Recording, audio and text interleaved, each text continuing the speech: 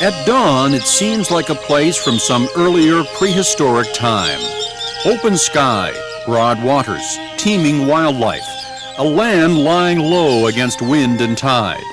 Chicoteague Island on Virginia's eastern shore. It is home to the last herd of wild ponies this side of the Rocky Mountains. Legend has it that these are descendants of ponies that swam ashore here in the 17th century, after the Spanish galleon that was carrying them sank nearby. The ponies are looked after now by the volunteer fire department from neighboring Chicoteague Island. Every year, the firemen round them up and auction off the foals, culling the herd and raising money for the department. Roe Terry is president of the Firemen's Association. We maintain these here on Chicoteague. They've got a good environment. They run free all year. The only reason we sell the colts is because we have to get, or the main reason, the government only lets us have 150. So we kill two birds with one stone. We keep the herd at a manageable level, and we raise funds for firefighting equipment. We've got about 40 riders. Most of the guys have their own farms. They own their own horses. They're riding horses. And they've been riding for years and years. They're real experienced riders. It requires a pretty good horseman to ride over here. You're not just out in the middle of a desert. You know, this is marshy, 18 inches of water and 4 foot of mud. So if you don't know what you're doing, you ain't gonna be found. I mean, you will find your hat floating someday.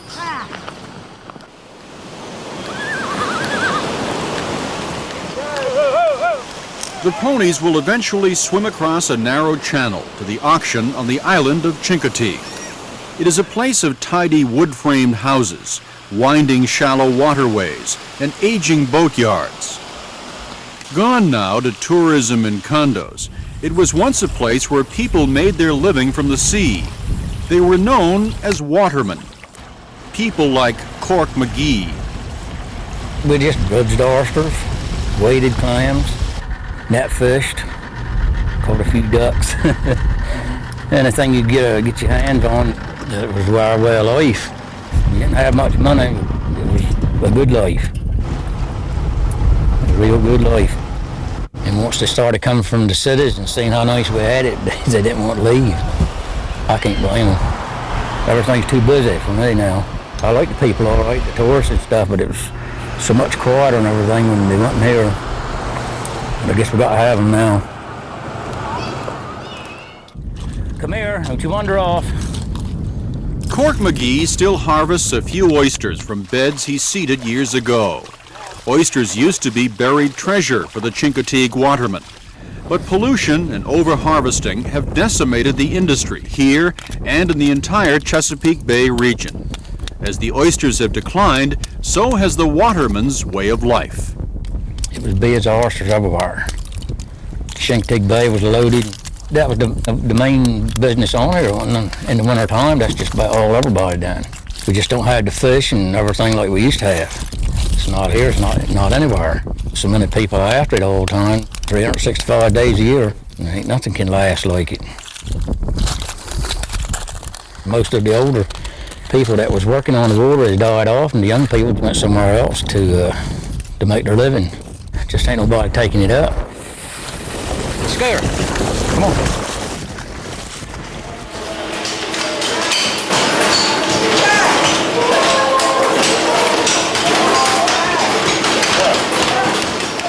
Cork's nephew Mike runs the last packing house on Chicoteague Island. By shipping oysters and clams to restaurants throughout the country, he is able to keep a few hundred watermen still working along the eastern shore. Well, I'm encouraged because of the last 3 years. The production in the Chesapeake Bay has been growing steadily. I have the biggest part of the oyster planting ground on the island, and I think that we're going to see the oyster business back full steam ahead. The clam operation we buy from all the working watermen up and down the eastern shore. We take it into our plants. We every day we grade it, and what orders we got, we ship it right on out. We warehouse a lot of clams. If the market's real cheap, we'll either plant some on my grounds, we'll put it on the floats. We'll wait till the market gets right, and we'll sell it. McGee buys what he can from the local waterman, but actually grows most of the clams himself. Started from seed in a hatchery, the clams grow to full size on muddy flats offshore in about 2 years. It's an investment McGee hopes will keep his company going. We'll plant 5 million or more this year. And 80%, if we can get 80% or 50% of it, we're satisfied. We've got to keep the seafood industry alive, and I'm going to need all the help I can get.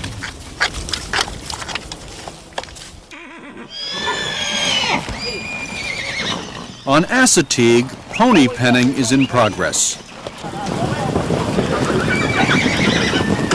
At the South Pen, the herd is corralled for inspection and rest. In 48 hours, 25,000 people will gather to watch them swim across to the island of Chicoteague.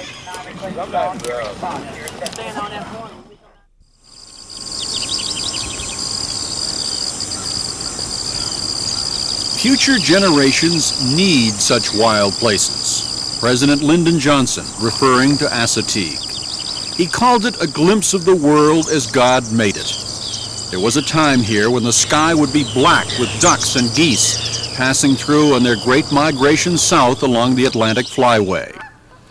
But wholesale conversion of wetlands to agriculture and development, combined with a booming outlaw trade in waterfowl, decimated the bird populations. Ducks were good to eat, and there was no shortage of buyers. Cigar Daisy figures he trapped and killed more than 35,000 black ducks for the illegal market in what he calls his evil days. I sold them to judges, lawyers, doctors, all the good law-abiding professional people that you can mention. One time House of Delegates, any damn person you can mention I sold ducks to. And at that time, violating the law, it wasn't frowned on around here. People, the older people done it, everybody done it. People didn't make it was a way of life, it's the way you made a living. If you make $1, you can give a damn about the law, they owe the law. Of course, I can see now, or maybe we were probably wrong. A national wildlife refuge was established on Chicoteague in 1943 to protect and preserve a wintering area for migratory birds. Many local residents viewed the preserve as a threat to their livelihood. John Buckaloo was the first manager of the wildlife refuge and the area's only game warden for nearly 30 years. Most of the people made their living off the water, and they figured that those birds were put here for their own use, for when they wanted them and how many they wanted at one time. And there wasn't any outsider coming in telling them how they could do and how they couldn't do. We had quite a bit of trouble with the trapping. Some people set traps for waterfowl and said they'd catch anywhere up to 300 or 400 in a night. Those birds were trapped and killed, and a good many of them were sent to Philadelphia, or New York, Washington, Baltimore, and restaurants. Buckaloo himself set duck traps to capture and band the birds for research purposes before setting them free. But he began to notice that his traps weren't as effective as they should have been. Thus the story of how Cigar Daisy got his name. I robbed his traps. I used to ride my horse over there and check his traps out. First thing I do when I come to a duck trap, stop and light me up a new cigar. The hell with the law. I didn't care about the law. I figured he wasn't die. He had more dancing than I did. Cold as it was, damn well he wasn't going to be there, And I'd catch anywhere from 300 to 400 birds a night. Then I noticed that they were dropping off. I wasn't catching the birds. And then I began to notice these cigar butts around. And I put two and two together and found out that somebody was robbing my traps. I wonder who smoked them cigars. But it wasn't long, they got laughing over it all over the hell long, They know who done it. And of course, there ain't no secrets. Ain't no secrets, and who does anything wrong, ain't no secrets of who's doing it. It's catching them is the name of the game. Cigar's outlaw hunting days are long over. He now makes more money carving duck decoys than he used to make selling the real thing. They're original works of art that have earned him a room full of awards and sell for as much as $500 a piece. A carving ain't nothing more than cutting away what you don't want. I made my first rig of decoys with my father around 1940. I used them for just exactly what they say, for the purpose of hunting. I try to please the ducks. Today, you can't do that. The ducks ain't got no damn money. The people's got no money. You got to please the decoy. And the decoy collectors are the dumbest bunch of goddamn people that ever was born. A lot of them are a type of people would like to have been hunters, would like to have been pioneers in Compton Bay. So the next best thing he can have is something that people use to hunt with. If it's, he don't know he don't know his hat from his ass when it comes to the shape of it, anatomy of the bird, or nothing like that. And then you got a class of people that don't collect nothing but antiques. There's people don't make nothing but antique decoys, and all they do is do everything in the world they can to them to beat the hell out of them and make them look old. And people love them to death, you know what I mean?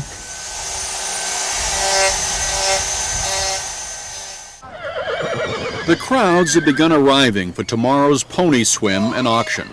The event has achieved near legendary status, due in part to Marguerite Henry's famous children's novel, Misty of Chicoteague. It is the story of a young boy and girl's love for Misty, a real-life wild pony who actually lived here years ago. Misty's legend looms large in Chicoteague. Buildings are adorned with her. Misty the movie enjoys top billing over Julia Roberts at the island's only theater. And at the Miniature Pony Farm and Museum, one can collect any number of Misty mugs, posters, and t-shirts before taking in the main event, Misty herself, now stuffed in the back room. Out at South Penn on Assateague, the ponies are well rested and ready for tomorrow's event. As they swim the channel, many of those watching will no doubt have Misty on their minds. Okay, we want to thank you all for coming out. This is the 66th annual Wild Pony Roundup and Swim. Hats and t-shirts, t-shirts only for the adults. It is pony penning day on Chicoteague Island. Thousands of spectators line the shore and crowd a small flotilla of boats angling for the best view. 150 wild ponies are about to leave the quiet life and enter center stage. Larry Williams is one of the riders who will herd them across the water and through the town.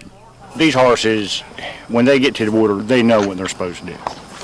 I mean, you don't have to force them into the water, and, you know, water's their element. They're into it, they're not afraid of it, so they just jump overboard. And hopefully then everything goes okay. We've got a couple boats over there that you can take a boat on each side and you can direct them wherever you want them to go.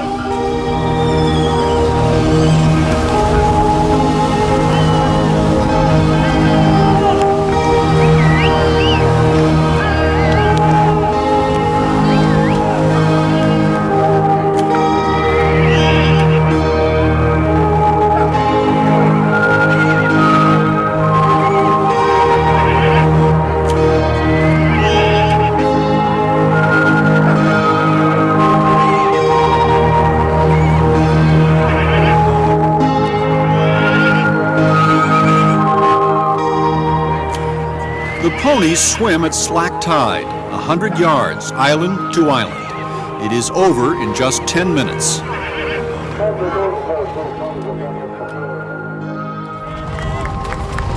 After resting, they are herded down Main Street to the carnival grounds, where the foals will be auctioned. Some attempt their own route, scattering spectators while playing havoc with flower beds and laundry lines. You're going to have a couple of them breaks loose. Let's face it, they're wild horses. And anytime you got wild horses, you're going to get some of them that's a little unruly in all this, but it's just a scattered incident here and there. It's nothing major. 150 now, 300, 300, we got 350, 400, 400 of them in now, 450, 450 dollars difference, 500 of them in, 500, 550 up man, 550, 600. The foal auction helps make the Chicoteague Volunteer Fire Department one of the best equipped in rural Virginia. When two bidders have their hearts set on the same little pony, a colt can sell for as much as $2,500. Bernie Pleasance has been the Chicoteague pony auctioneer for 24 years. It's the only place in the world that they have anything like this. And where else can you go to do it? You know, people call me and say, how can I get a Chicoteague pony? The only way you can get one is to come here to this confusion and chaos, and that's where you get a Chicoteague pony. We've had several times when two people just picked out a particular pony. This child wants it, it's a matter of which parent will give up first. 22, 22, 22, 22, 2200, 2200. It's only money. 22, 22. My motel room costs that much. 2200. And I didn't even have hot water. 2200, $2,200 bid. 22, 22. Are you sure? Are you positive? Would you give 2150? 2150. Would you give 22? I got 22. 2250. 2250. $2,250 bid. What do you think? I have sold it to you right there for $2,200. Like I said, you can't get one anywhere else but here. I think owning a Chicoteague pony, part of it is actually the thrill of coming here, buying it as a colt, picking it out and buying it at the auction. I think that's what really makes the whole thing special. The ponies are back in the pen back here now. And the guys will go in and they'll catch the colts, just the colts. None of the large ponies are sold, but they'll catch the colts and they'll actually bodily carry him up on that ramp over there. They bring the pony up, he's wild, he's jumping around and, kind of kicking around. They kind of calm down while they're up there, and we just actually take bids from the crowd, and the pony goes down the other side, he's put into a pen, and he's your pony, from that point on. 800, 800, 800, well, 750, we're not around that.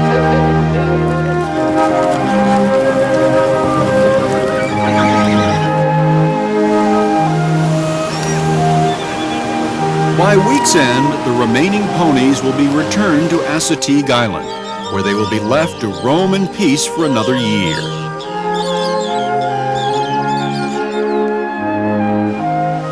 The crowds of summer which flock to Chicoteague and the beaches here will leave by Labor Day. It is then that one can catch a glimpse of the islands as they once were.